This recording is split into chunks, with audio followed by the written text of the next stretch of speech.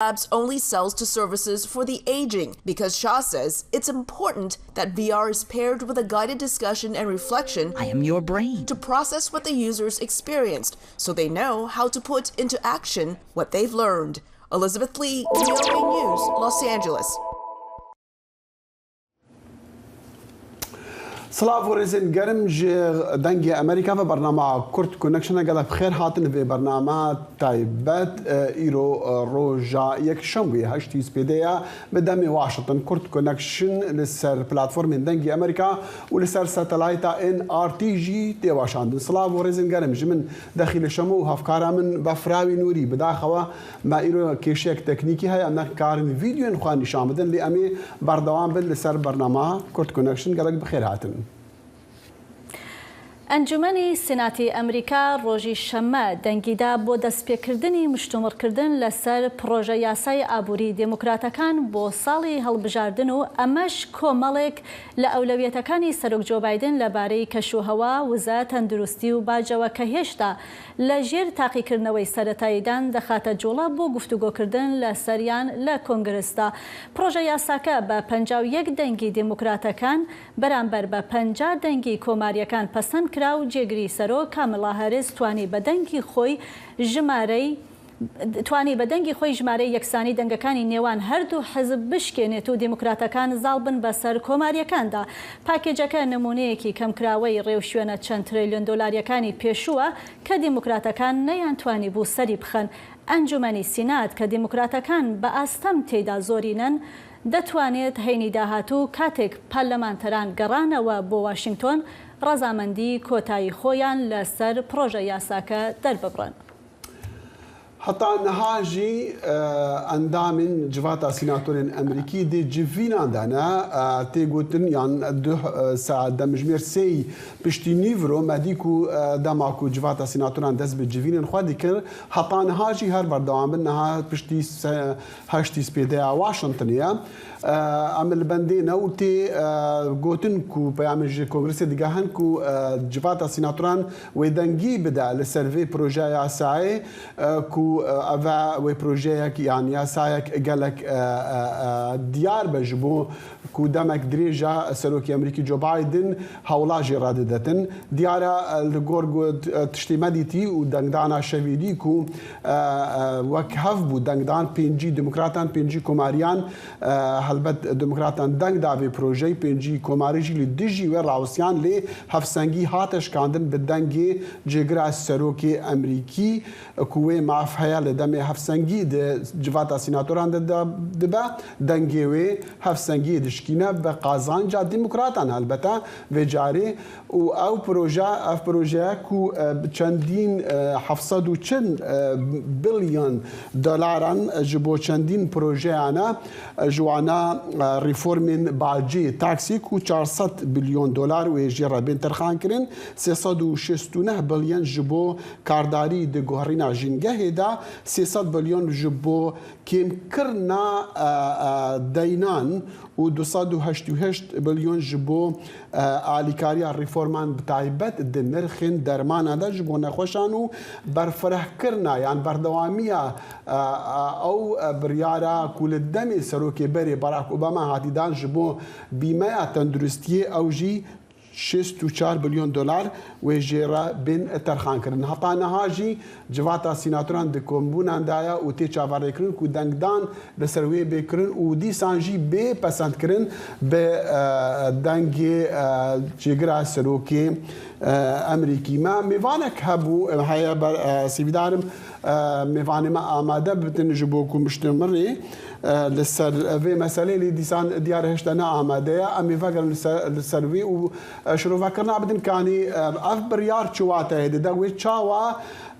في جرانيا كل أمريكا هيا آلیکاریه بکا أو جراني كم ببا ويتشاوا آلیکاریا خلقية بكا بتاعي بدجي خلقي كو كم درامتن جبوك بردواميا بدي سانجي لغورا كو سروكي برانية دي جواتا سيناتوران دا جاك شومر ديمقراط كو اف بروجا ياكو دي بيجني كم كرنا هلاوساني و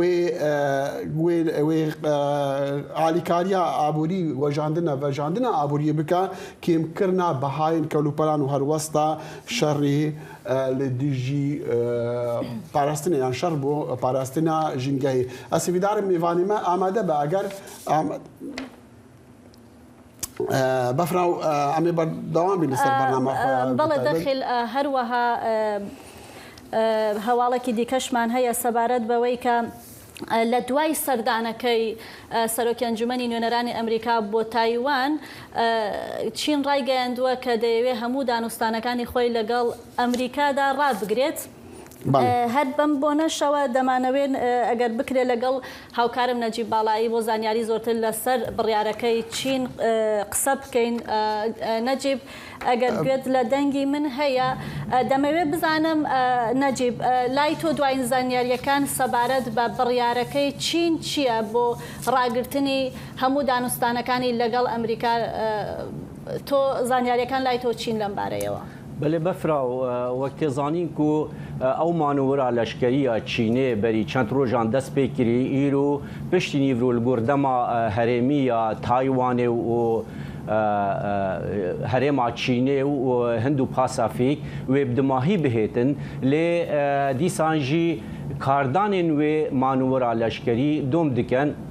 weke jî got ku çendîn cara Amerîka hewl daye heta Pentagonê jî gotiye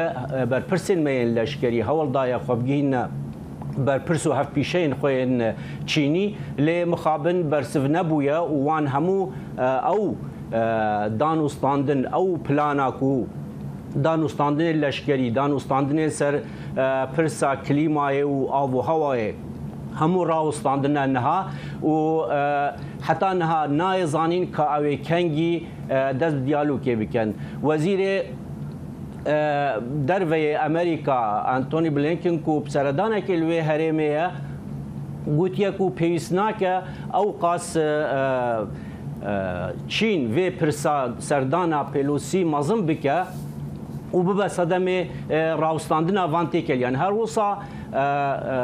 sekreterê giştiyê netewên yekbûyî Antonio Guterres da xweya kirin ku nabe ev pirsên navnetewî yani hemû cîhanê girê dide di navbera Amerîka û Çînê da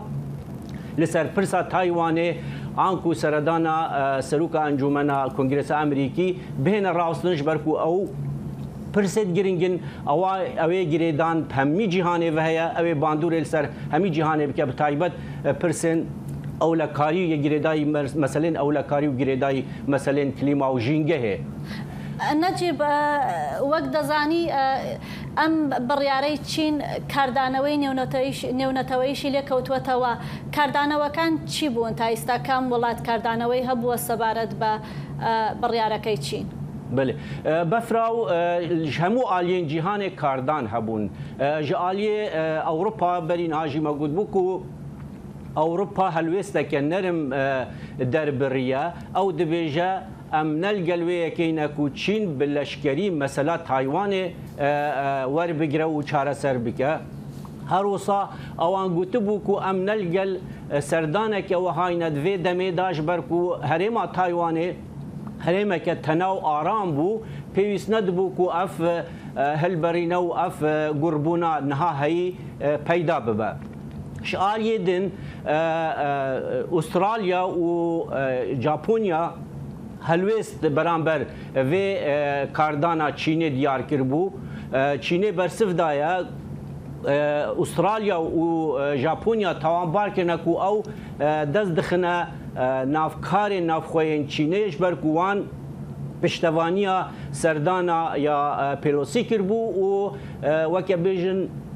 dengê xwe dabû dengê gel Amerîka. Wek dizanî kardanên din jî yanî niha serdana ya Blinken bû Filipînê ku peymaneke leşkerî ya heftê salî li gel wî welatî heye ev mesele hemû derdikevin hûlê ku Amerîka dixwazîtin li wê herêmê herêma Hind û Pasafîk rihetiyê dilrihetiyê bidete hevkarên xwe û hevpeymanên xwe çi Kurya başûr bîtin çi Japonya bî çi Taywan bîtin yan Filipîn yan Malîzya û Singapûr e دوێتن ڕحەتیە ینی دڵڕەحەتیە بدەتەوان و ئەو دەهێنە پاراستن هەر وەختێکی و ڕاستی هەند هێرشان بهێن. ئالیێ نەتەوێن یەکبوویژی بەوەکە مەگوتی نەتەوێن یەکبووی دخوازەک و پرزگرێک چارەسەر ببە وەک بێن هەلبەرین و گوربوون ناوبەرە ئەمریکا و چینێدا دروست نەبە داک و مەسلەی نافنەتەوی نەهێنە ئاستانکردن و چارەسەریەک بهێتە دیتن. نەجیب ئەمریکا چی ئایا هیچ با بڵێن ڕاگەیاندنەوەکی سەبارەت بەمە بڵاو کردوێتەوە کاردانەوەی ئەوان چی بووە سەبارەت بەم بڕیارەی بەفرا و وەزارەتە دەرڤە و هەروسا قەسرا سپێژی بەردەوام داخۆیانیا ددە و ئەو دەنە دیارکردن و ئەو قەت ناچنە چارچوڤەیە یا هەلبەرین و چارچوڤەیە گوربوونن یەن دناوبەرە ئەمریکا و چینێدا ئەو دخوازن هەموو تشت بە شێوەکە نورمال و ئاسایی پرێڤە بچن هەروسا داخۆیانیان قەسرا سپێژی و هەروسا داخۆیانیان یەن وەزارەتە دەرڤە یا ئەمریکا دەبێژن و نەدبوو چین ئەو قاس ئەف مەسەلە مەزن کردبایە دوێک و دیپلۆماسیەت ڕێیا دیپلۆماسیەتی بۆ تایوانێ یا ڤەکری بە و چین ڕێگریە نەکە. دوان مانورên leşkerî da befraw divan çend rojan da esmanê Taywanê girtî bû ji hatin û çûnan ji ber ku Taywan giraveke avî ye û di navbera Çîn û Taywanê da tengaveke avî heye qelebalixtirîn tengava avî ye li cîhanê têgotin ku نوت صدي كشتين بازرگاني و كشتين درياي يعني جنگي و همو جورين كشتيان توي تنگاوا آويدا در باز دبن جبرويه كي نابا قربون شببا و آلوزي و ناكوكي جلك پیش كفن لوي هريمي بەڵێ نەجیب وەک دەزانی وڵاتی چین ئیدعای خاکی تایوان دەکات و هەر بۆیەش بە سەردانەکەی سەرۆکی ئەنجومەنی ئەمریکا تووڕەیە و ئەم کاردانەوەی هەبووە. زۆر سپاس بۆ زانیاریەکانن نەجیب باڵاییمان لەگەڵ بوو بە شێوەی ڕاستەوخۆ. سوپاش بۆش. ئەم لە بەندا جواتە سیناتۆرین ئەمریکا و دەندانەوان لەسەر دەرباسکردنا پروژە یاسایە بناوی کێمکردنا هەڵاوسانش بۆ ئالیکاریە ئابووری ئەمریکا و ڤەگەڕاندنە ڕەوشە ئابوورینەها بەڵێن ساڵح بمەڕەیە ji بۆ ئەم پتر لەسەر مژاری بسەکنن بەڵێن دوهی راپۆرتێکە ین ئابووری و مەدید سەرۆک جۆ بایدنژی دەرکەت بەحسا دەسێت شتێک گەلکی گرنگ کرد و وەکو پێشکەوتنێن مەزن دووارێ ئابووری دەچی بوون یەک جواناک و کارێن نو راپۆرتا مەهابووری 528,000 دەلیڤێن کارێن نو پەیدابوونە ji bilî wê jî rêjeya bêkariyê gihaya nizmtirîn rêje ji sala 1969 were ew jî gihaya 3.5 ji sadê ji bilî wê jî bihayê gazê jî panzînê jî hatiye xwar 18 ji sadê ji meha 6 were helbete yanî ev serketinên aborîn mezinin ji bo Biden ji bilî wê jî eger ew biryara ku niha di civata sînatoran da bê pesendkirin dîsan jî ev pêngaveke mezin ji bo ku حکومت بایدن وکا سرکتنی دوره مثلا آبوری داشت خورا بده ناسین حتی چندی وینا و کاریگری ها بله سر هل بجاتنین دمی نیوه کو ام بیجنی متشرم کل ما هیانزا بین کرن جبو انجمنی نوینران و یک سیج اندامین سیناتوران دەخیل بەبێ هیچ گومانێک گرنگجێکی زۆر زۆری دەبێت چکە پێشتر بۆ خۆ دەزانی لێرە لە ئەمریکا گەلێک لێدوان دەدرا لەسەر ئەگەر و نەگەری ئەوەی ئایا کۆماریەکان یاخو دیموکراتەکان سەرکەوتنی بەرچاو بەدەستدێنن لە هەڵبژاردنەکانی میدتێرمدا زۆرێک لە شیکەرەوە بە گومان بوون لەوەی کە دیموکراتەکان تەنانەت بتوانن ئەم ڕەوشەی کە ئێستا هەم لە سینات بۆ هەم لە ئەنجومەنی نوێنەراندا هەیەە بیپارێزن واتە ژمارەی کورسیەکانی خۆیان بپارێزن بەڵام پەرەسەندنەکانی ئەم چەند ڕۆژەی ڕابردووە ئەو سیاسەتانەی بەڕێوەبەرایەتی کە گرتوویەتیە بەر و بەتابەتی ئەو کۆبوونەوەی کە جەنابیش ئاماژە پێکرد ئەمانە کاریگەریان زۆر زۆرە پێشتر ئێماگەر بێنینەوە بیر خۆمان دادگای باڵای ئەمریکا چەند بڕیارێکی دەرکرد ئەم بڕیارانە بەلای زۆرێک لە چاودێرەوە لە بەرژەوەندی دیموکراتەکان بوو ینی بەرژەوەندی یاخو کاردانەوەی پێچەوە لەوانەیە هەبوو بۆ دیموکراتەکان بۆ لەبەرەوەی بڕیارەکان بە پێیخواستی خەڵک نەبوو وەکو ئاماژەی پێدەکرا و دەتوانرا دیموکراتەکان لەمەدا سوود ببینن دەنگدەری زیاتر بۆ خۆیان ڕابکێشن بۆ هەڵبژاردنەکانی میدتێرم بەڵام هەر لەو کاتەشدا ڕایشی تر هەبوو ئاماژەی بەوە دەکرد دەیگو ئەو بڕیارانەی دادگا لەوانەیە هێندە لە بیری خەڵکدا نەمێنێتەوە بەڵام کاتێک کە خەڵک دەچێتە وێزگەکانی بانزین فرۆشتن یاخو کاتێک دەچێتە بازاڕەکانەوە دەوێت کەرەستەیە کاڵایەک بکرێ دەست بە جێبیری لە لای ئەوەیە کە گرانیەشی ئێجگار زۆرە یعنی بۆ خۆ دەزانی نرخی بانزین بۆ نمونە لە $2 و چەند سنتێکەوە بەرز بووە بۆ نزیکەی $5 لە هەندێک لە ستانەکانە لە ئەمریکا گەیشتووە $7 ئەمە جۆرێک لە ناڕەزایی دروست کرد بوو بەڵام ئێستا لەگەڵ دابەزینی نرخدا کە دیموکراتەکان هەموو هەوڵێکیانەوەیە بە هەرچی شێوەیەک بێ ئەم هەڵاوسانە دارایی کە لەناو ئەمریکادا دروست بووە بیەنە بارێکی نزمتر بۆ مەبەستە ژیانی لە بیرمانە هەتا ئێستا چەند جارێک نرخی سوودیان بەرز کردوێتەوە واتە بانکی نێوەندی ئەمریکا نرخی سوودی بەرز کردوێتەوە بەس لە پێناوی ئەوەی کە کۆنتترۆلی ئەو گرانیە بکرێ. بەڵێن شارەزایەکی ئابووریمان ئەبووە لەگەڵمامی بەڵام کێشێکمان هەیە ئەگەر دەستمان کەوت داوا لە دەکەین شیکردنەوەمان بداتێ لەسەرمە ئەم پرۆژە یاسایە چی دەکە چی ناکاتن بە تایبەت وردەکاری ئەمانەوە چۆن یارمەتی خەڵک ئەدا و بە شێوەیەک ئەوەکو بڵین یارمەتی ئابووری دەدا بە تایبەتیش لە کاتێکە کە دەبینین ئەم وەکو گوتمان ئەم راپۆرتانێک کە دوێنێ باسکرا لە وایت هاوس کە دەرچوون و بە تایبەتیش لەسەر بێکاری و کەمبوونی ژمارەی بێکاران و نرخی پانزینیش چەند لەگەڵ ئەوەشدا کە هێشتا گرانی لە بازاڕ هەیە هێشتومە گرانن بۆ ئەوەی بزانین ئەمە چۆن ینی تێگەشتنی ئەم دوو بابەتە چۆن دەبێ لێرەدا یارمەتی بە یاری خاڵکی زۆر گرنگ ئەوەیە لە ئێستا و بۆ مانگی 11 ئەو گۆڕانکاریە گەورەیە دروست دەبێ کە دەنگدەری ئەمریکی ئەو متمانەی لەلا دروست بێ دەنگ بداتەوە بە دیموکراتەکان ئەمە پرسیارە سەرەکیەکەی لێرەدا ئایا ئێستا کە مانگی هێشتا تا سێ مانگی تر هەڵبژاردنەکانی میدتێرم دەکرێت دیموکراتەکان یاخو بەڕێوەبەرایەتی ئەمریکا کە ئێستا دیموکراتەکان لە کۆشکی سپین ئایا ئەتوانێت ئەم هەموو گۆڕانکاریە گەورەیە بکات بێگومان ئەمە پێویستی بە پلانێکی و هەروەها پێویستی بە استراتیژێتێکی ئێجگار ورد هەیە کە بتوانێت کارێکی وا بکە ئەم شتە لە هزری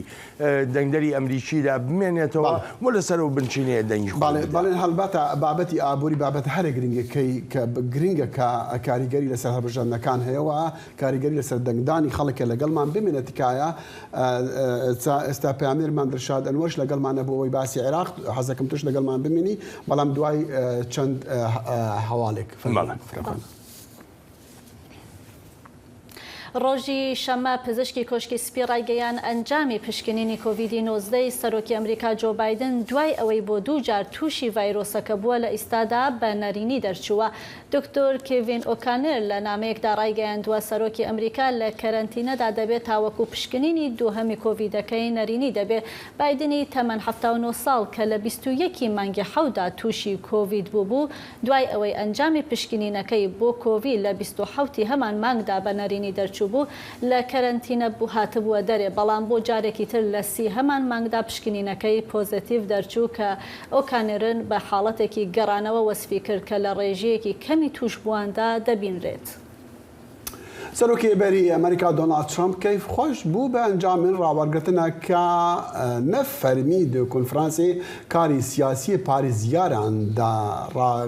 ڕاوەرگرتنی خویا کرد و ڕێژەیە پشتەوانیە لە وی دناف ئامادەبووین وی کۆنفرانسیدا بلند بووە 69% جوانە پشتەوانی لە نو بربژارکردن ترامپ کردن و کاندیدی کۆماریان ji بۆ هەڵبژارتنی سەرۆکاتی لە 2024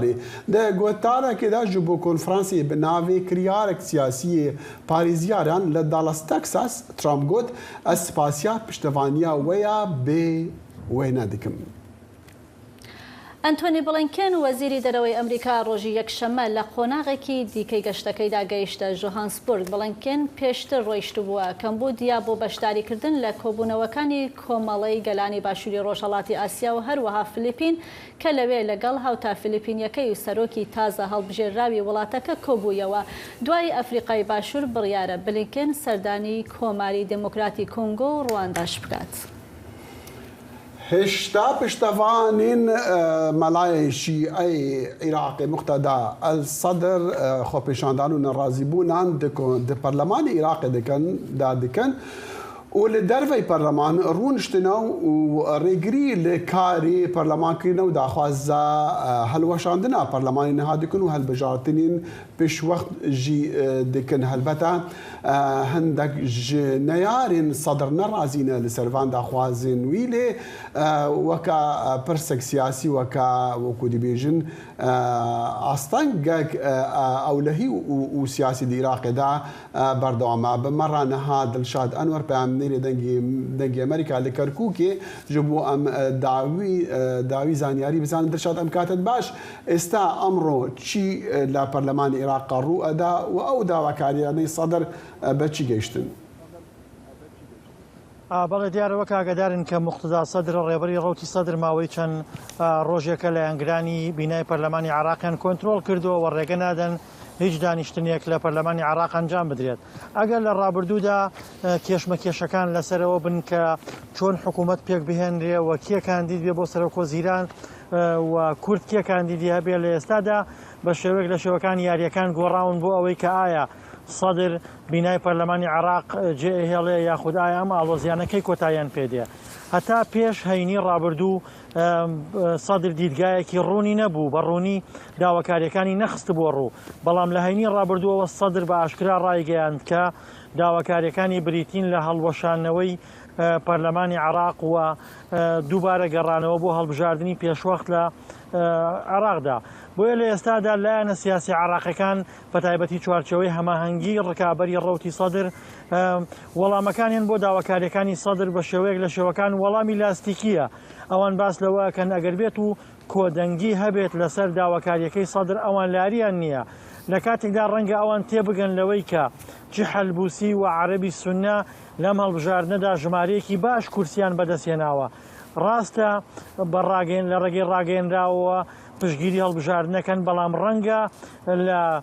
کۆبوونەوە نهێنیەکاندا قسەکانیان بە جۆرێکی ترە و ڕەنگە تا ڕادەیە کوردیش بە هەمان شێوە لەم کاتەدا ئامادەگی نەبێ بۆ هەڵبژاردن. بۆیە ئەمانە سەرباری ئەوەی کە هەڵبژاردن لە عراقا کۆمەڵە گرفتی گەورەی لە پێشە، بە تایبەتی دانیشتنی پەرلەمان و با بڵێن تعدیلکردنی کۆمەڵی یاسا و ئامادەکاری بۆ هەڵبژاردننی پێشوەخت و شیعەکان باس لەوەکەن کە حکوومەتی ئێستا حکوومەتی کاربڕێکەرە ناتوانێت ئامادەکاری بۆ هەڵبژاردننی پێشوەخت بکات. لە کاتێکدا کە تاکو ئێستا سەدر ئەسڵەن ئامادە نییە کە بچۆتە دانوستانەوە لەگەڵیان خۆی با بڵێن دلشاد ببووری دانوستان پێویستی بە لە حاڵەتی وەزع عێراق دانوستان پێویستی بە کەسێکە ناوبژیوانی بکاتن. کەسێک هاتووە پێش بۆ ئەوی ناوبژیوانی بکاتن؟ بەڕسمی خۆتان ئاگدارن کە چەند ڕۆژێک لەمەوبەر جنین پلاس خارتی سەرۆکی نێردەی نەتەوە یەکگرتوەکان لە عراق سەردانی مقتدا سەدری کرد و لەگەڵی کۆبوویەوە دیارە سەردانەکەی بە شێوەیەک لە شێوەکان وەکو جۆرێک لە دانوستان و هەوڵ بۆ ئاسایکردنەوەی دۆخەکە لێک درایەوە. لەگەڵ ئەوەشدا لە نێو چوارچەوەی هەماهەنگیدا هادی عامری سەرۆکی هاوپەیمانەتی فەتح ئەگەرچی خۆی بەشێکە لە هاوپەیمانەتی چوارچەوەی هەماهەنگی، بەڵام تاکو ئێستا ڕۆڵی نێوانگیری ئەگێڕێ یان بە شێوەیەک لە شێوەکان باس لەوە ئەکرێ کە شیعەکان بۆ ئەوەی مقتدا سەدر بە تەواوەتی یاخی نەبێ و بە تەواوەتی پەیوەندیەکانیان نەبچڕێ ئەم ڕۆڵەیان بە هادی عامری سەرۆکی هاوپەیمانەتی فەتحداوە بۆ ئەوەی هەرچەندە شەریکیانە لە نێو چوارچەوەی هەماهەنگیە لەگەڵیاندایە، بەڵام بە شێوەیەک لە شێوەکان خستویانەتە خەت و نەرمترە بەرامبەر بە سەدر و لەگەڵ سەدرا هەمیشە لە خەتدا و ئەوێ ڕۆڵی نێوانگیری و ڕۆڵی هێورکردنەوەی دۆخەکە لە نێوان چوارچەوەی هەماهەنگی و ڕەوتی سەدردا بگێڕێ و بڕیارە پێکەوە لەگەڵ سەدردا کۆ بنەوە. بەڵام گرفتەکە ئەوەیە وەکو ئاماژەم پێکرد کە لە عراقدا چەندین بربەستی یاسایی و سیاسی و ئیداری لە بەردەم گەڕانەوەی عێراقەیە بۆ هەڵبژاردننی پێشوەخت. سەدر داوای پەلەکردن لە ئەنجامدانی هەڵبژاردنەکە و نایەوێت کاتەکە بە فیڕۆ بدا و لایەنگرانی سارد ببنەوە، ئەوێ تا زووە فشار بکات بۆی خواستەکانی لە بەرچاو بگیرە. لە کاتێکدا لایەنە سیاسەکانی نێو چوارچەوەی هەماهەنگی یاری بەکاتەکەن. ئەوان باس لەوەکەن کە ئەنجامدانەوەی هەڵبژاردن و گەڕانەوە بۆ هەڵبژاردننی پێشوەخت کاتی دەوێت و بودجەی دەوێت و پێکێنانی حکوومەتی دەوێت بۆ سەرپەرشتیکردنی هەڵبژاردنەکە و دانیشتنی پەرلەمانی ئەوێت بۆ هەموارکردنەوەی یاساکان. بەڵام ئەمانە کۆمەڵە گرفتن تاکو ئێستا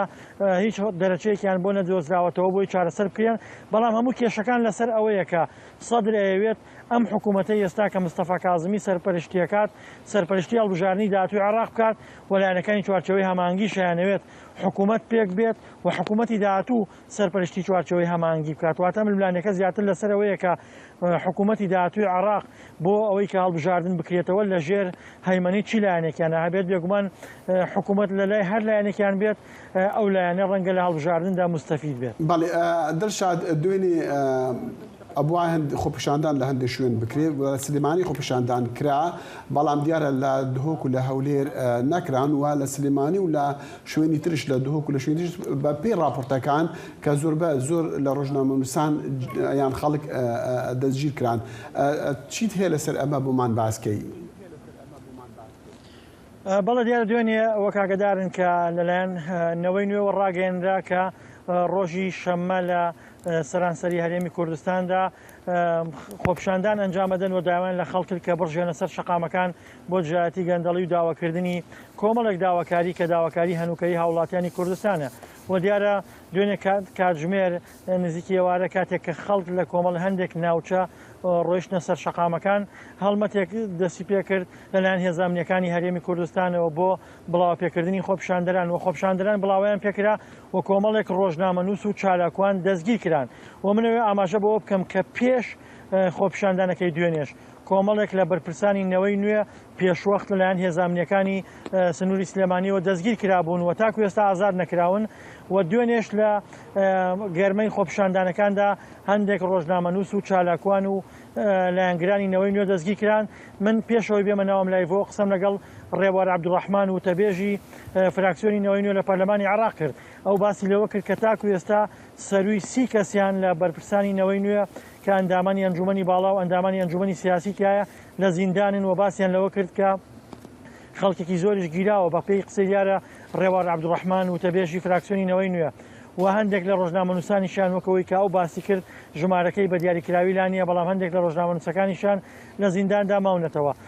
دیارە ئەوەی کە دوێنێ ڕوویدا کۆمەڵێکی زۆر لە ڕۆژنامەنووسان ئەکرێ بڵێن پێشەرکاریان بەرامبەر بە ئەنجام دراچی ڕۆژنامەنووسانی کەناڵە جیاجاکان و دەستگیر کران، بەڵام درنگانێکی شەو تا درنگانێکی شەو بەشێک لەو یان زۆرێک لەو ڕۆژنامەنووسانە توانم بڵێم ئازاد کراون و کەسێکی وایان لە زینداندا نەماوە. بەڵام ئەوانەی کە لە زینداندا ماون تاکو ئێستا بەڕوونی زیاتر بەرپرسانی نەوەی نوێ و لایەنگرانی نەوەی نوێ و ڕۆژنامەنووسانی نەوەی نوێ. ئەوەی کە من زانیاریم هەبێ هەر شەوی ڕابردوو ڕۆژنامەنووسی نەوەی نوێ تەنانەت دوای خۆپیشاندانەکەش لە ماڵە دەستگیر کراوە و ڕۆژنامەنووسی تریشان ماڵی جێهێشتووە. بۆیە ئەمە بەشێکە لەو هەوڵانەی کە لەلایەن دەستگامنیەکانی با بڵێن سنووری سلێمانیەوە گیراونەتە بەر بۆ ڕێگریکردن لە ئەنجامدانی خۆپیشاندان کاوان پێیان وایە کە ئەمە نەوەی نوێ لە پشتەوەیە. بەڵام لە شاری هەولێر دۆخەکە جیاوازتر بوو. پارتی دیموکراتی کوردستان پێشەوەی کە نەوەی نوێ یاخۆت خەڵک بێنە نزیک قەڵا کە ڕێوشوێنە ئەمنیەکان لەوێ تونند و تۆڵتر بوو، بەشێک لە لایەنگرانی خۆیان هێنایە سەر شەقامک و ئاماژەیەک بۆی کە لە هەولێرە هیچ ناگوزەریەوە هیچ هەوڵێک نییە بۆ ئەنجامدانی خۆپیشاندان، بۆیە لە هەولێر دۆخەکە جیاوازتر بوو. باڵێ لەگەڵمان بمێنەکە دڵشاد دەگەڕین لاتان چین یاکو زێدە تووڕەیە ji سەردانا سەرۆکە ئەنجومەنی نوێنەرین کۆنگرسا ئەمریکی نانسی پۆلۆسی ji بۆ تایوانê dibêje ew dê danûstandinan bi Amerîka re ragire li ser têkeliyên leşkerî guhertina jîngehê û çend pirsên dî jî. Lê demê seredana Kambodya Wezîrê Derveyê Amerîkî Antony Blinken ji bo dengê Amerîka axiftir li ser van pêşhatan. سەرچاوە هەواڵیەکانی حکوومەتی چین ئەم دیمەنانەیان بڵاو کردوێتەوە کە دەڵێن دەگەڕێتەوە بۆ مەشقە سەربازیەکەی ڕۆژی پێنجشەممە کە لەلایەن هێزی سەربازی چینەوە لە دەوروبەری تایوان ئەنجامدرا. مەشقەکە بریتیە لە کاردانەوەی ئەو وڵاتە بۆ سەردانە مشتومڕاویەکەی هەفتەی ڕابردووی سەرۆکی ئەنجومەنی نوێنەرانی ئەمریکا نانسی پلۆسی بۆ دوورگەی دموکراتی تایوان کە وڵاتی چین بە بەشێک لە خاکی خۆی دەزانێت. وەزیری دەرەوەی ئەمریکا ئانتنی بلینکن لە لێدوانێکیدا بۆ دەنگی ئەمریکا بەم شێوەیە باسی لە مەشقە سەربازیەکە کرد. کاردانەوەکەی چین زۆر نابەرامبەر و مەترسیدارە. ئەو وڵاتە هەستی هەرچۆنێک بێت بەرامبەر سەردانەکە هەڵدانی 11 موشکی بالستی کە هەندێکیان بۆ سەر تایوان هەڵدراون و بەڕێکردنی کەشتە جەنگەکانی بۆ دەوروبەری تایوان 5 لەو موشکانە لە نزیک ژاپۆن کەوتونەتە خوارەوە. پێم وایە وڵاتان لە تەواوی ناوچەکەدا بە ئەوانەشەوە کە ئەندامن لە ڕێکخراوی کۆمەڵی گەلانی باشووری ڕۆژهەڵاتی ئاسیا کە ڕایگەیەندراوێکیان لەو بارەیەوە بڵاو کردوتەوە هەمیان جەخت لەسەر مەترسی ڕەش دەکەنەوە لەوەی کە ئەم کردەوانە چەندەنە سەقامگیر و چەندە مەترسیدارن. ئەم لێدوانەی بلینکن بۆ دەنگی ئەمریکا لە کاتی سەردانەکەیدا بوو بۆ وڵاتی کامبۆدیا بۆ بەشداریکردن لە کۆبوونەوەیەکی باڵای ڕێکخراوی کۆمەڵی گەلانی باشووری ڕۆژهەڵاتی ئاسیا. هەندێک لە چاودێران دەڵێن ئەو مەشقە سەربازیەی چین مەترسێکی ڕاستەوخۆی دروست کردو بۆ سەر هاوپەیمانانی ئەمریکا لە ناوچەکە. پێم وایە یەکێک لە نیگەرانیە هەرە پێشینەکانی ئەمریکا ئەوەیە کە هاوپەیمانەکانی لە ئاسیا وەکو ژاپۆن و کۆریای باشوور ڕاستەوخۆ دەکەونە ژێر کاریگەری ئەو جوڵانەی چین کە لەم ڕۆژانی دوایی لەو ناوچانە ئەنجامی داوە. لای خۆیانەوە بەرپرسانی چین جگە لە نمایشە سەربازیەکە دەڵێن هەنگاوی تری ناڕەزایی دەگرنە بەر بەهۆی سەردانەکەی سەرۆکی ئەنجومەنی نوێنەرانی ئەمریکا بۆ تایوان.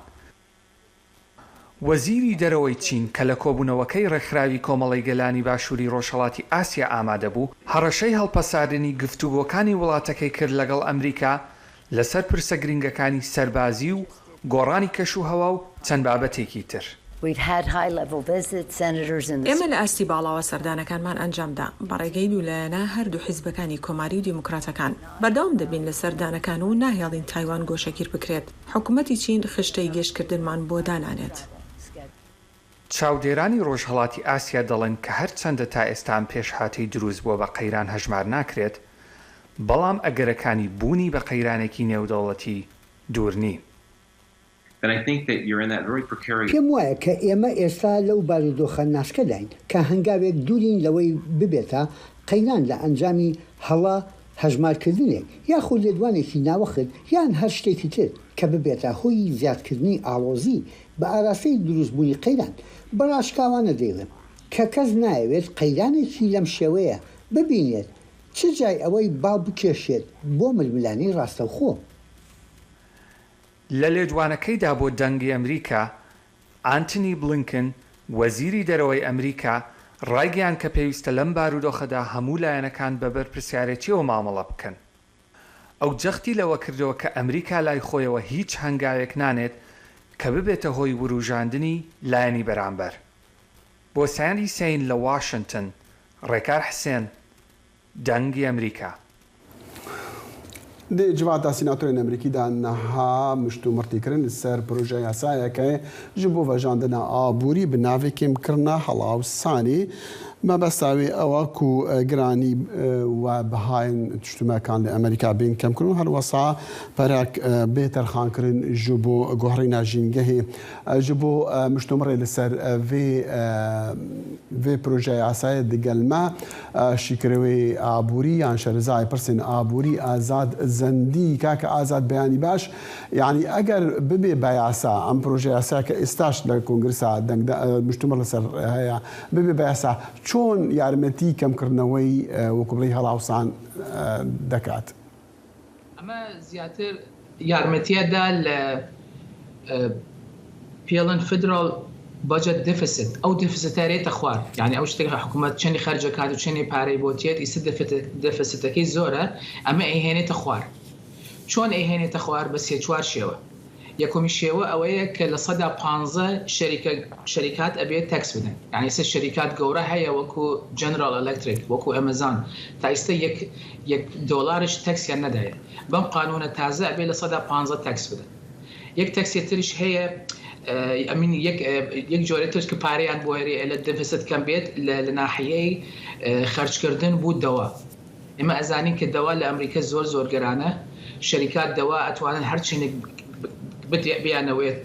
قیمەتەکەی زیاد بکەن بەڵام بەم قانونە تازە گەورەترین ئەو جەماعەتی خەرجیان هەیە پێڵم مەدیکێر ئەوانە ئەتوانن لەگەڵ شەریکەی دەوا نیگۆشیت بکەن معاملە بکەن پارەکە بێرە نەخوار یەک شێوەی تریش هەیە پێڵن لە 100% تەکس ئەدەن لەبان ئەو شەریکە کە پارەکەی خۆیان ستاکەکەی خۆیان پێڵن بایبەک ئەیکڕن لە 100% ئەوە تقریبا 740 میلیارد دلار بۆ حکوومەت ئەمریکا هێنێت لەو ناحیە ئەتوانێت یارمەتی بدا کە گەرانی بێتە خوارد بۆ لەنەوە تەکسەکە کەمترە بێ قیمەتەکان کەمترە بێت. باشە کاک ئازاد ئێمە دەبینین لە کاتێکە کە ئەم بڕیارە دەدرێ و وەکو بڵێ ئەمریکا و هەموو جیهانش لە کێشەی ئابووری گەورەدایە بەڵام دوێنێ بینیمان راپۆرتەکانی سەبارەت بە دەلیڤەی کار وەکو بڵێ و بێکاری لە ئەمریکا وەکو بڵێ پەیامی دڵخۆشکەر هەبوو ئەویش ئەوە بوو کە 528,000 دەلیڤەی کار لە مانگی ڕابردووە بەدێ هاتوون دەستکەوتون و ڕێژەی بێکاریش گەیشتووە نزمترین ئاست ئەویش 3.5 لە سەدایە کە لە ساڵانی 1960 ئەو ڕێژەیە بەو شێوە نهاتوتە خوار و هەندێک نرخی گاز و شتانەش کەم دێتەوە کەچی لە بازارە هەر گرانی هەیە چۆن یعنی ئەمە تێدەگەین ئەم وەکو بڵێن هەواڵە دڵخۆشکەرە کەچی هێشتا بازار گرانی تایە. ئەم هەواڵە دڵخۆشە خۆی خۆی بازار گرانەکات بۆ لێنەوە گرانی بۆ دەستی پێکرد لەبەر خاطرەوە کە سوپلای کەمە ئەو شتێکە ئەیەت خەڵک پێویستیان هەیە سوپلای پێڵن ئەوە کەمە لە ناحیەی تر خەڵک ئیشی هەیە ئێستا خۆ جەنابەت وتت 528,000 نەفەر ئیشیان کردێ لە مانگ جوڵای یعنی لە ناحیەی خەرجکردن پارە مشکلێک نییە مردم ئەیانەوەی چشت بکڕن پارە هەیە بەڵام شتەکە خۆی وجودی نییە ئەمە پێڵن سوپلای ساید ئەم سوپلایە مشکلە لەوەیە لەبەر خاطرە قیمەتەکە شتە سەرەوە هەر چی شتێک کەم بێت و طلب لەسەری زیاد بێ قیمەتەکە شتە سەرەوە. باشە ئەو سوپلایە یەکێک لە بڕیارەکان کە لە هەفتەی ڕابردوودا دیسان لە کۆنگرسا پەسەند کرا ئەویش ئەوەیە کە ئەو کامپانیانەی کە چپ دروستەکەن و پێویستی هەموو کامپانیەک هەموو شتێک پێیتی لە دەرەوەی ئەمریکا بنە ناو ئەمریکا ئەمە تا چەندی یارمەتی واتە چەندی کاریگەریەکەی دەبینین دیارە بێ. ئەمە بەڵێ یارمەتی زۆرەدا بۆ یارمەتی زۆر ئێستا زیاتر شەریکان کە هانە دەرەوە زیاتریشی هانەکوێ هانە تایوان و هاینە چین یعنی ئێستا وەختە پێش هەفتەیەک نانسی پلۆسی چوو بوو تایوان لەگەڵ کی لقای کرد یەکێ لەگەڵ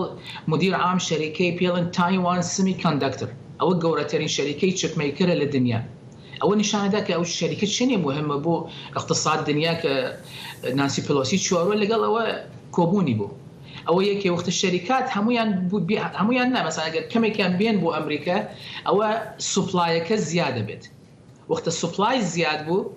یعنی لەو ناحیەی گەرانی یارمەتی ئەدەی گەرانیکە ئێتە خوار ئێمە ئەزانین کیسە چپ لە ناو هەموو شتێکەیە هەر بیگری لە سەیارە بوو لە ناو فەلاجە لە ناو مایکرۆویڤ حتى لە ناو تۆستەر کە نانی پێ دروستەکەن لە ناوەشەیە لەبەر خاطرە پێویستمان هەیە ئەبێت ئەم شەریکاتە بگەڕنەوە بۆ ئەمریکا. مەبەستمەوە بوو کەی کاریگەریەکەی بەرچاو دەکەوێت ئەمە بە ئاسانی ئەمە هەر هیچ نەبێت کاک دەخیل 2 ساڵی پێچێت تا شەریکە لێرە خۆی دابن مەرزنیەت و شەریکە دەستی پێ بکە بە ئەنتاج 1 ساڵ 2 ساڵە کێشێ. باشە دیسانەوە ترس لە داڕمان یان پاش وەکوتێن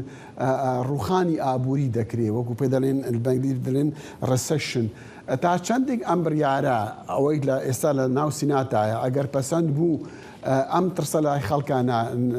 نایەلێتن نامینێ ئەمە زۆر سەختە یعنی کەسێک جوابێکی بێ بۆ ئەم پرسیارە بەڵام ئەم ڕەسەشنە یەک ڕەسەشنێکە عەجیبە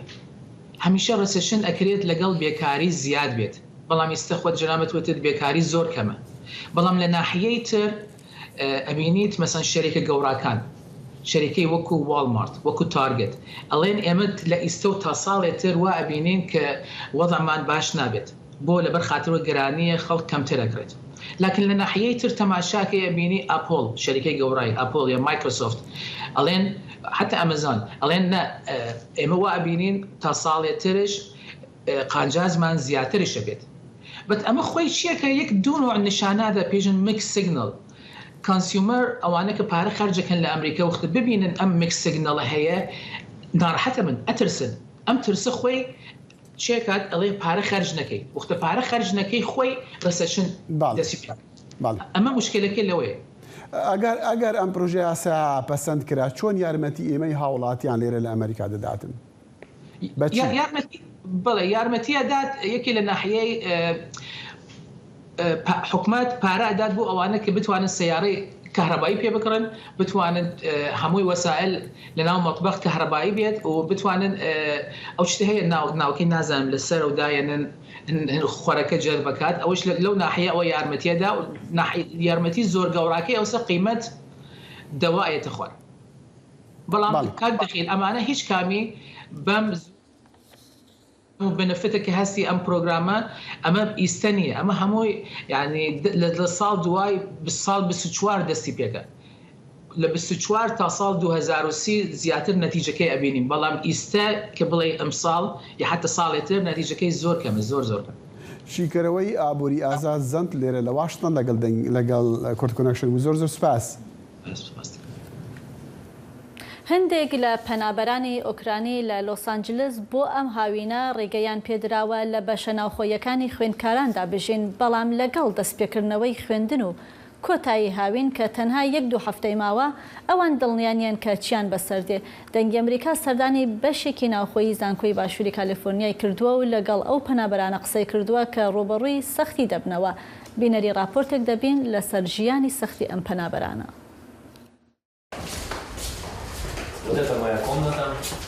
ئەمە ژوورەکەمە لەگەڵ کەسێکی تر پێکەوە لەم ژوورە دەژین ئەوە شوێنخەوی ئەوە و ئەوە شوێنخەی منە بەڕاستی ناتوانم گرێی بکەم ئەم کوڕە گەنجە پەنابەرێکی خەڵکی ئۆکرانیا لە ماوەی دوومانجی ڕابردوودا لەم بەشە نێوخۆیەی خوێنکارانی زانکۆی باشووری کالیفۆرنیا دەژی ژووری تەنیشتیان هی دیانە شەشچووک و کچەکەی ماشایە کە یاریزانێکی بە نێوبانگی جوملاسیکە بەڵام بەم زوانە خوێنکارانە گەڕێنەوە ئاوارەکان ناچارە بن شوێنێکی نییە بۆمانەوەیان بدۆزنەوە بۆ ئەو ژیانە سەختەی تایدا. بە تەنها سپاسی خۆبەخشەکان دەکەم کە بەهۆی ئەوانەوە هێشتا ماوین. قورسترین شدەوەیە کە واز لەو نیگەرانیە بهێنیت کە سبەینە بۆ کوێ ڕادەکەیت و چی دەخۆیت و جڵەوی ئەو نائارامیەش بکەیت. ئەم پزیشکە خۆبەخشیشە 5 مانگی لەگەڵ کۆمەکردنی ئۆکرانیەکان بەسەر بردووە لە سنووری مەکسیک ئێستاش هەرچیەکی لەدەست بێت دەیکات تا یارمەتیان بدات لە کالیفۆرنیا شوێنی نیشتەجێبوونیان بۆ بدۆزێتەوە. لێرە 28 کەس دەژین نزیکەی 100,000 پەنابەر هاتوونەتە ئەمریکاوە هەمووشیان دەبێت لە شوێنێک بژین لە مانگی هێشتەوە لە ماڵەکەی خۆم میوانداری هەندێک پەنابەر دەکەم. لەو کاتەوەی شەڕ دروست بووە ئەم خانمە مۆسکۆییە خەریکی کاری خۆبەخش بووە. من خەڵکی مۆسکۆ و لە جوولەکەکانی رووسیام باپیرم خەڵکی خارکیەوە و خوێنی تێکەڵا وڵاتەکەم گەلەکەم هێرشیان کردوتە سەر خەڵکی تر و هەوڵی سڕینەوەی ملەتێک دەدەن و ڕاشی ناگرن. خۆبەخشەکان دەڵێن کار لەسەر وەرگرتنی ڕێگەپێدانی پەنابەرانەکەن بۆ کارکردن لە ئەمریکا بەم شێوە دەتوان بژێوی خۆیان دابیر بکەن و پارەی شوێنی نیشتەجێبوونیش بدەن بەڵام پرۆسەیەکی ئاسان نییە. ئەو کەسانەی لە دوای 11 مانگی چوارەوە هاتوونەتە ناو ئەمریکاوە بۆهۆی پرۆگرامی یەکگرتن بۆ ئۆکرانیا ئێستا داوای مۆڵەتی کارکردن دەکەن بەڵام کاتی چاوەڕوانی 8 مانگ دەخایەنێت. چالاگوانانی مافی مرۆڤ کارێکی زۆرەکەن بۆ خێراکردنی پرۆسەکە بۆ ئاوارەکان لە سەروی دۆزینەوەی شوێنی نیشتەجێبوون و یارمەتیدانیان لە پرسە یاسایەکاندا خۆبەخشەکان یارمەتی پەنابەران دەدەن کە خۆراکیان دەست بکەوێت و پشتیوانیکردنی دەرونی لە ئێستاشدا خۆبەخشەکان خەریکی پارەکۆکردنەوە بۆ یارمەتیدانی پەنابەران بۆ دۆزینەوەی شوێنی نیشتەجێبوون لە پاییزدا تا ئێستا زیاتر لە 35,000 دۆلاریان کۆ کردوێتەوە بەڵام ئەوە بەس نییە تا دڵنیابن لەوەی ئەوانەی لە شەڕ ڕزگاریان بووە لەم پاییزە سەقفێک دەبێت کە لە ژێریا بحەوێنەوە. یحیا بەرزنجی دەنج ئەمریکا بۆ راپۆرتی ئانا ڕایس لە کالیفۆرنیاوە. لە کانتۆنی جەزیرە لە باکووری ڕۆژهەڵاتی سووریا ژمارەی تووشبووان بە کۆڤید-19 لە هەڵکشاندایە بە وتەی بەرپرسێکی تەندروستی 59 حاڵەتی ئەرینی تاوەکویستا تۆمار کراوە، ئەمەش لە کاتێکدایە کە 50% دانیشتوانەکەی ڤاکسینی کۆڤید-19 یان وەرگرتووە. جارێکە دن ڕێژەیە بەڵاوبوونا ڤایرۆسا کۆرۆنایە لە باکوور ڕۆژهەڵاتی سووریە زێدە دەبێ و ناوەندên تەندروستیە جارێکە دن کەتنە ئامادەباشیەدە. لە گۆری دەستەیە تەندروستیە ڕۆژا شەمیە شەشێ تەباخێ 59 کەس لەسەر ئاستا هەرێمی ڕێڤەبەریە خۆستەر تووشی کۆرۆنایە بوونە. ژێ هەژمارێ 26 ڕەوش لە باژارێ قامشلۆنە. جیگەرا هەفسەرۆکێ دەستەیە تەندروستیە لە هەرێما جەزیرێ بێریڤان دەرویش دەنگی ئەمریکارە دیار دکە گۆ بەریاوا هەردوو مهێنداوی هەژمارا تێستên پۆزیتیف پڕ کێم ببوون لێ ژماها حفتاندە جارێکە دن بلند دەبێ. حمى مشافي ومراكزي ماشي جاهزين على أكمل وجه إنه تكسين درباس بين ومراكزها تلقي العلاج بكل مثلا يعجبوا مسحاتها به مراكزي ما جيش جاهزين على أكمل وجه. دبردوامیە ئەخافتنا خودە جیگەرا ڕێڤەبەریە دەستەیە تەندروستیە لە هەرێما جەزیرێ گوت جسەدی 5 نیشتەجێهن هەرێمێ ڤاکسین ستاندنە گۆپرانیە ڤاکسینن دیگهێژن هەرێمێ ڕێڤەبەریە خۆسەر ji aliyê rejima Sûriyê vehatine. Kesên hat luqah kirin yani kesê luqah standin serê sadî 5 kes luqah standin. طبعا ev luqahaya jî aliyê hikûmeta Sûriyê digê bajarê me لە ئالیەکی دن لە گۆری ناوەندên تەندروستیە لە باژارێ قامشلۆژ دەستپێکا vê salê de heya nîvê meha pêncan rêjeya belavbûna COVID-19 li herêmê pir bilind bibû. Lê paş re ev rêje pir daket heya destpêka meha heftan. Berpirsê odeya operasyonên hawarçûnê ya heyva sora Kurd li Qamişlo Şîndar Elî dibêje. Ji nava 377 testên hatine girtin ji destpêka meha heftan de heya destpêka meha heştan derdora ji sedî pêncî pozîtîvin. اتصالات هاتن غرفة عمليات اتصالات بربوبون اف كسي تشتغلين جمر ريد خصن اعراض كوفيد سروابون بشتي قماتيس جوار شي دقرن دردكتن تقريبا 50% بيجي بينجيش صدي ايجابي دردكتن فجماري وانا بردبون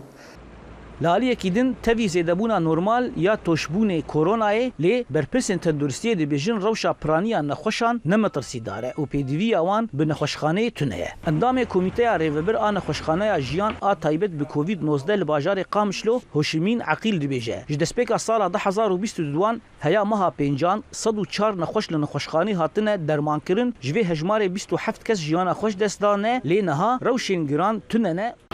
ام 24 ساعت عاد خدمتها ملت دنا صعفة ما عمدية ام اكسجين يجي بيشكشي ملت دكن تشتين جو بيوس نخشاره وجبوج فقر نجانا خني نورمال.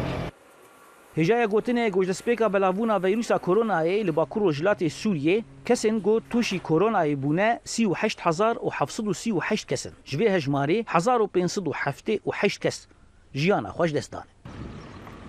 زانا عمر دنگ امریکا قامشلو.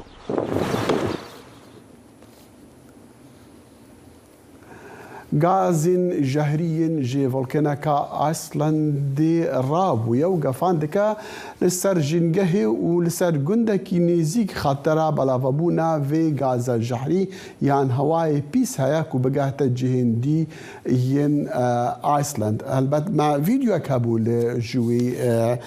جوي جهيكو ديار دكا تشا فولكين رادبا او غاز ل بلاف دبل دافريكو بالي ديار فيديو اماده فولكينكا ايلاند دا بفراتو زاني ابا فولكينا اصلا قالك نعرف دار النزوزو تشي دبن بله من بیستومە دیاردێکی سروشتی زۆر دیارە هەوای وێ دەڤەریژی بووە سەدەوێندی و هەوای دەڤەری پیس ببە دەبێژن و vêna gefa heye li ser paytextê wê heve herêmê ku bergehta paytextî jî û diyara ku hikûmet çavdêriya ve rewşê dike ji bo kêmkirina ziyanê bi taybet jî li wan cihên ku nêzîkî cihê qewmîna vê volkaniya li Aylandê. بالم دبینین چاوا هوای پیس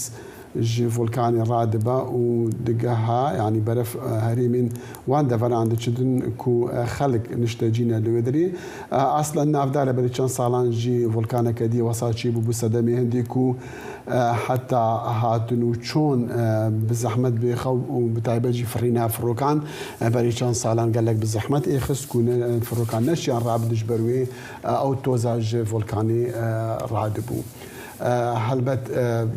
فولكان بجبليكو كاريجريا ورسرجينجا هي لسرجيانا خلقي جه كوترس هي او غازين جدرت كافن فولكان در كافن كاريجري بكسر دروني سرسر تندرستيا وانا لوان دفران في بدارين كو فولكانا زوزو بيد فامر عندن بەڵێ دەخیل بەم شێوەی هاتینە کۆتایی بەرنامەی ئەمڕۆ تا کاتێکی تر هەرشاد و بەختەوەر بن. خدا حافظ.